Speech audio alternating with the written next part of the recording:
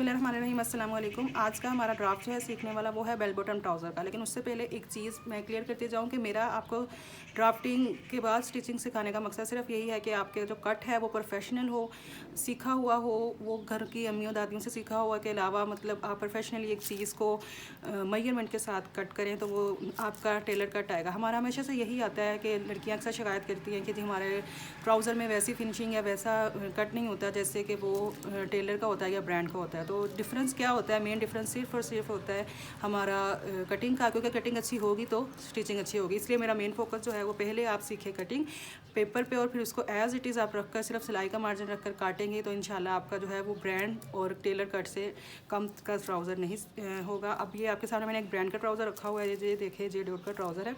अब इसमें डिफरेंस क्या होता है? मेनली जो डिफरेंस हमने रखना होता है वो मियानी जो है वो हमारी होती है जी कम तीरा के इक्वल होती है यूजुअली। लेकिन जब हम ट्राउज़र रखते हैं फिटिंग वाला तो हम उसमें मियानी को कम रखते हैं, तीरे से भी 1-2 इंच हम कम रख लेते हैं जिससे फटता नहीं है। अगर हम बड़ा रख लेंगे मियानी को तो फिर वो चलने में मुश्किल होगी और वो फट जाएगा जल्दी। वो छोटा रखेंगे तो वो इरिटेट करेगा। तो इसीलिए, और ये देखिए इसकी अगली साइड छोटी है और पिछली साइड बड़ी है।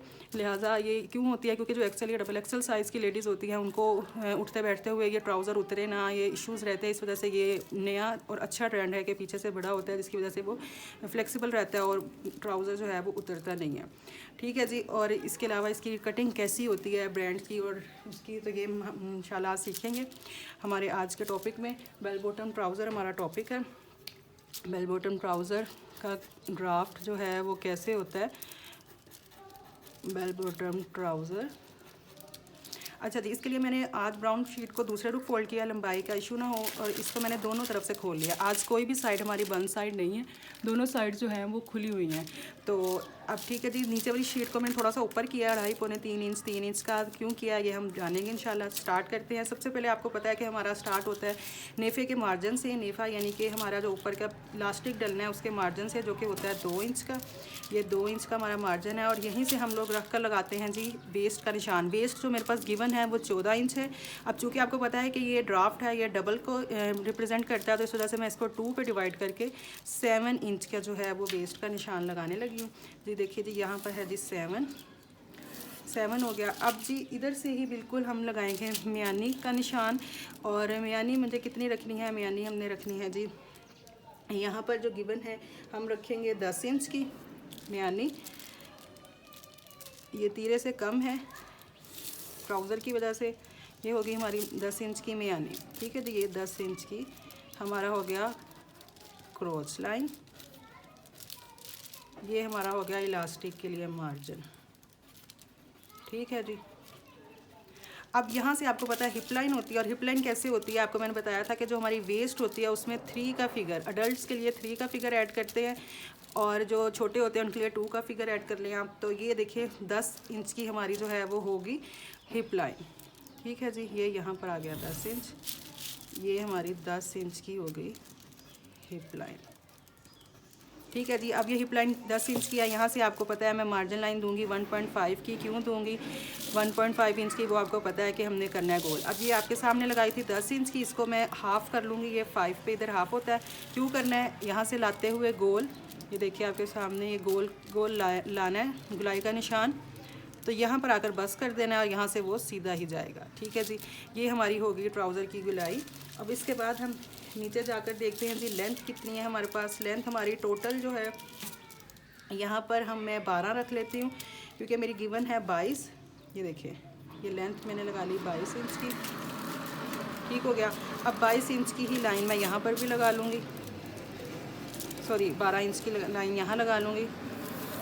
अच्छा, अब ये जो है 12 इंच की क्यों है? ये 12 इंच एक्चुअली जो रिक्वायर्ड लेंथ है हमारी ट्राउज़र की, मतलब जितनी हमें लेंथ चाहिए है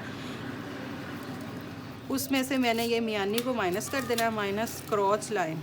ये फार्मूलाज हैं, अगर हम समझेंगे तो बहुत आसान है। अब देखिए मुझे टोटल इतनी लेंथ चाहिए थी, ये मैं पहले लगा चुकी हूँ, इस वजह से ये मैं माइनस कर दूँगी और ये वाली जो है ये गिवन रहेगी। तो ये कितनी थी? मेरी रिक्वायर्ड लेंथ टोटल है 22।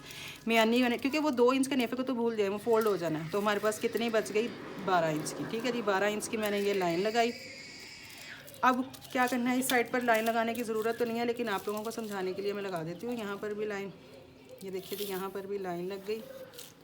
अच्छा जी, अब यहाँ पर से आएगी नीचे मार्जिन लाइन, ठीक है जी। वो जो हमारी ट्राउज़र की फोल्डिंग की होती है, एज़ यू नो, ये हो गई मेरी ट्राउज़र की मार्जिन लाइन। यहाँ से भी निशान लगा लेते हैं, ठीक है जी। ये 3 इंच का हो गया हमारा मार्जिन, जो कि है फोल्डिंग का, ठीक है जी। फोल्डिंग का मार्जिन हो गया। अब यहाँ से मैंने क्या करना है आपको पता है, यहाँ से मैंने 1.5 इंच या 1 इंच, जितना आपको बेटर लगे, और यहाँ से भी इसी तरह से हाफ से लेकर, मतलब देखिए सेंटर 12 इंच था ना, तो यहाँ पर 6 इंच पे मैंने हाफ पे जाकर जो है वो 1 इंच की लगा लेते हैं, 1.5 इंच की, जो आपको इधर लगे। इसको अंदर के रुख गोल करना है। यही चीज़ जो है आपको बेल की शेप देगी। ये देखिए, यहाँ से ऐसे हो गया, और इस तरह लाइन का मकसद है कि हमारा लगाना आसान हो, ठीक है जी। अब हमने जो आगे वाली साइड छोटी थी, पीछे वाली बड़ी थी, वो कैसे थी, वो करने के लिए हमने देखना है जी। यहाँ से हमने 2 इंच का मार्जिन था आपके सामने हमने रखा, उसमें से अब मैंने सिर्फ 1.5 ऊपर से नीचे 1.5 जो है उस पर निशान लगाना है, 1.5 इंच पे, ठीक है जी। ये निशान है 1.5 इंच का, और इसको यहाँ से यहाँ मिला देना है जी, यहाँ से यहाँ पे, ये देखिए यहाँ पे, ठीक है जी। वो नेक्स्ट साइड जो छोटी थी वो इसलिए थी। ये जो बचा वो ऑब्वियसली 2 में से ये निकाल दिया, तो 0.5 इंच भी, ये जी 0.5 इंच बच गया था नीचे वाला, तो ऊपर से हमारी 1.5 की। ये फ्रंट हमारा ड्राफ्ट तैयार हो गया। अब बैक के लिए हमें क्या करना है, बैक के लिए हमें क्या, ये वाली चीज़ पहले मैं निशान लगा कर आपको बता देती हूँ। बैक के लिए हमें मार्जिन रखना है 1.5 का, यहाँ से ये मैं निशान लगा रही हूँ फ़िलहाल से। ये देखिए 1.5 यहाँ से, ठीक है जी। 1.5 इंच का यहाँ से मैं रखूँगी 2.5 का, यहाँ से फिर 1.5 का, ये देखिए जी 1.5 का। अब ये मैंने क्यों निशान लगाया है, क्योंकि मुझे यहाँ से बैक को थोड़ा सा इतना जो है वो एक्सटेंड करना है। ये 2.5 इंच का और ये 1.5 इंच का, ये भी 1.5 इंच का। अब मैं इसको ऐसे यहीं से ऐसे लेते जाएंगे हम। डॉटेड लाइन लगा देती हूँ बैक के लिए, ये देखिए।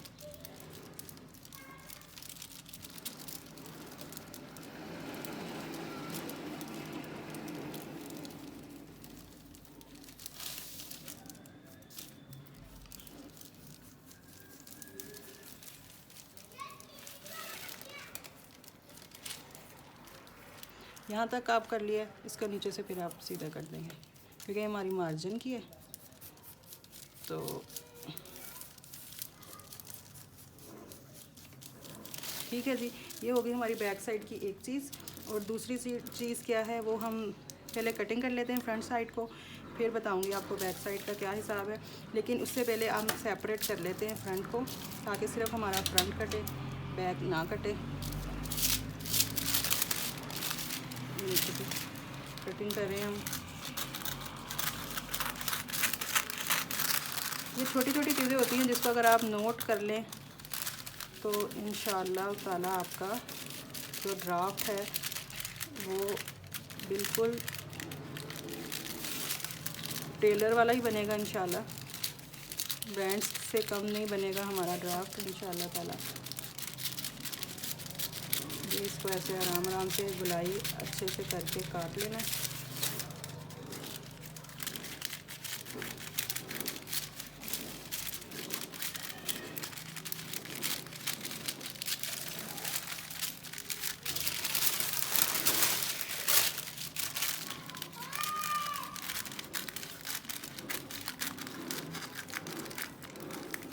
देखिए जी, यहाँ से हम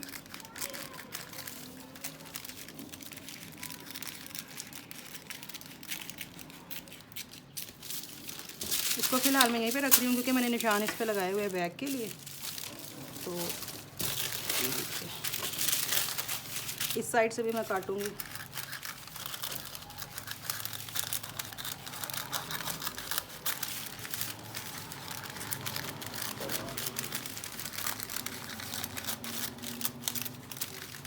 ठीक ठीक है जी, ये हमारे पास आ गया जी फ्रंट का। मैं फिर से इसकी सेटिंग यहाँ इसलिए बना रही हूँ ताकि आपको जो है वो मुश्किल ना हो। ये देखिए निशान जो हमारे पिछले लगे हुए हैं उसी पर ही हम वापस आ गए।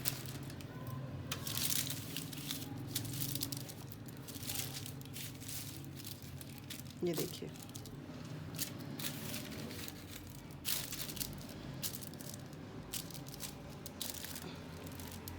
ठीक है जी, यहाँ से ये मैं काट देती हूँ ताकि आपको जो है वो बैक का करने में मुश्किल ना हो।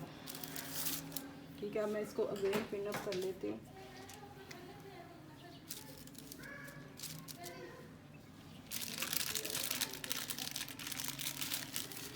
अब बैक से मुझे क्या करना है, आपको पता है फ्रंट साइड छोटी होती है, पिछली साइड बड़ी होती है। तो अब मैंने यहाँ से जहाँ पर हमारा ये था, ठीक है जी, यहाँ से मुझे 2 इंच का या 2.5 इंच का जो है वो गैप लगाना है, लाइन लगानी है 2.5 इंच की।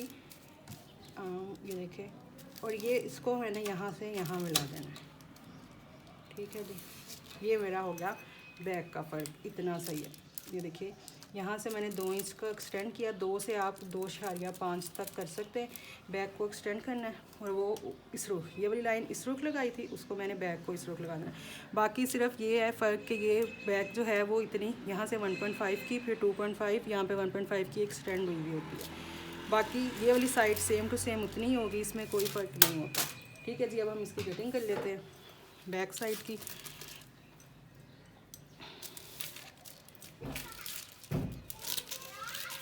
ये देखें,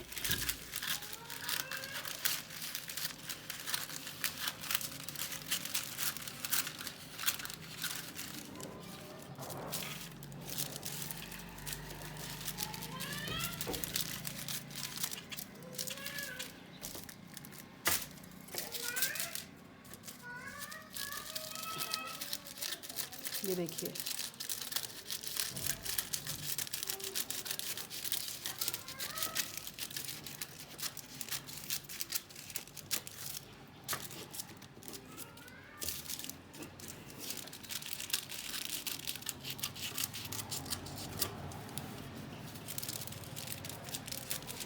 मैंने शीट दोबारा इसलिए लगाई थी ताकि निशान जो हैं वो मेरे इसी पर ही मौजूद थे, तो मुझे मुश्किल ना हो, मैं यहीं से ही काट।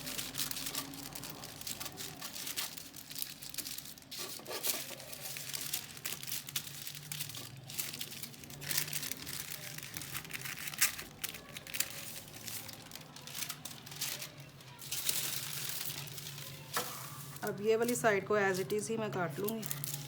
एक्चुअली हमारा तजुर्बा होता है, हम जो है वो एक पिन लगा कर भी काट सकते हैं। अगर आप लोगों को मुश्किल है तो आप यूँ करें कि एक से ज़्यादा पिन लगा लें ताकि कटिंग करनी जो है वो मज़ीद आसान हो जाए। ठीक है जी, ये हो गया जी हमारा ड्राफ्ट तैयार।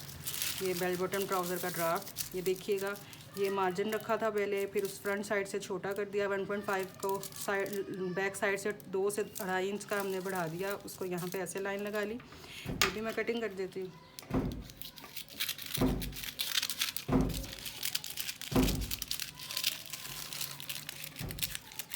ठीक है जी, ये हमारा ड्राफ्ट में यानी ये बेल शेप बैक साइड। अब इसको हमने सीना कैसे है वो इंशाल्लाह हम नेक्स्ट वीडियो में सीखेंगे कि कैसे सीते हैं। फ़िलहाल के लिए ये देख लें आप, सारा आपके सामने गिवन। ऐसे ये ड्राफ्ट जो है हमारा हो गया तैयार। बहुत शुक्रिया जी, अल्लाह हाफ़िज़।